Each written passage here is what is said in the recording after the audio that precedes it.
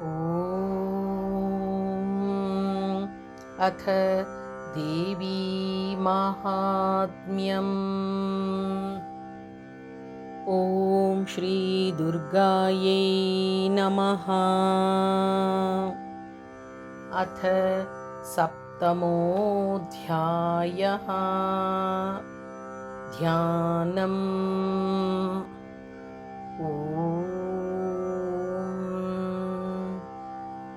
ध्यायेयं रत्नपीठे शुककलपठितं शृण्वतीं श्यामलाङ्गीं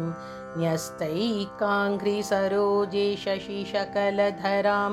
वल्लकीं वादयन्तीं कल्हाराबद्धमालां नियमितविलसच्चोलिकां रक्तवस्त्रां मातङ्गीं शङ्खपात्रां मधुरमधुमदां चित्रकोद्भासिभालाम्। ॐ ऋषिरुवाच। आज्ञाप्तास्ते ततो दैत्याश्चण्डमुण्डपुरोगमाः चतुरङ्गबलोपेता ययुरभ्युद्यथायुधाः ददृशुस्ते ततो देवीमीषद्दासां व्यवस्थितां सिंहस्योपरि शैलेन्द्र शृङ्गे महति काञ्चने ते दृष्ट्वा तां समादातुम् उद्यमं चक्रुरुद्यताः आकृष्टचापासिधरास्तथान्ये तत्समीपगाः ततः कोपञ्चकारोच्चैरम्बिका तानरीन् प्रति कोपेन चास्या वदनं मषीवर्णमभूत्तदा भ्रुकुटीकुटिलात्तस्या ललाटाफलकाद्धृतं कालीकरालवदना विनिष्क्रान्तासि पाशिनी विचित्रखट्वाङ्गधरा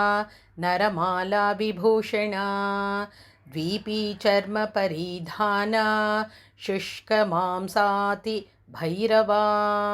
अतिविस्तारवदना जिह्वाललनभीषणा निमग्ना रक्तनयना नादापूरितदिङ्मुखा सवेगेनाभिपतिता घातयन्ति महासुरान् सैन्ये तत्र सुरारीणामभक्षयत तद्बलम् पार्ष्णिग्राहाङ्कुशग्राही योधघण्टा समन्वितान् समादायैकहस्तेन मुखे चिक्षेपवारणान् तथैव योधन्तुरगैरथं सारथिना सह निक्षिप्य वक्त्रे दशनैश्चर्वयन्त्यति भैरवम् एकं जग्राहकेशेषु ग्रीवायामथ चापरं पादेनाक्रम्य चैवान्यमुरसान्यमपोथयत् तैर्मुक्तानि च शस्त्राणि महास्त्राणि तथासुरैः मुखेन जग्रहर्षा दशनैर्मथितान्यपि बलिनां तद्बलं सर्वमसुराणां दुरात्मनां ममर्दा भक्षयच्छान्या नन्यांश्चाताडयत्तथा असिना निहताः केचित् खट्वाङ्गताडिताः जग्मुर्विनाशमसुरा दन्ताग्राभिहतास्तथा क्षणेन तद्बलं सर्वमसुराणां निपातितं दृष्ट्वा चण्डोभिदुद्राव तां कालीमतिभीषणां शरवर्षैर्महाभीमैर्भीमाक्षीं तां महासुरः छादयामास चक्रैश्च मुण्डः क्षिप्तैः सहस्रशः तानि चक्राण्यनेकानि विषमानानि तन्मुखं बभूर्यथार्कबिम्बानि सुबहूनी घनोदरं ततो जहासातिरुषा भीमं भैरवनादिनी कालीकरालवक्त्रान्तर्दुदर्शदशनोज्ज्वला उत्थाय च महासिंहं देवी चण्डमधावत गृहीत्वा चास्य केशेषु शिरस्तेनासिनाच्छिनत् अथ मुण्डोऽभ्यधावत्तान् दृष्ट्वा चण्डं निपातितं तमप्यपातयद्भूमौ सा खड्गाभिहतं वृषा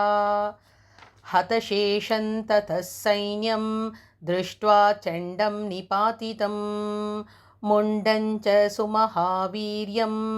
दिशो भेजे भयातुरं शिरश्चण्डस्य काली च गृहीत्वा मुण्डमेव च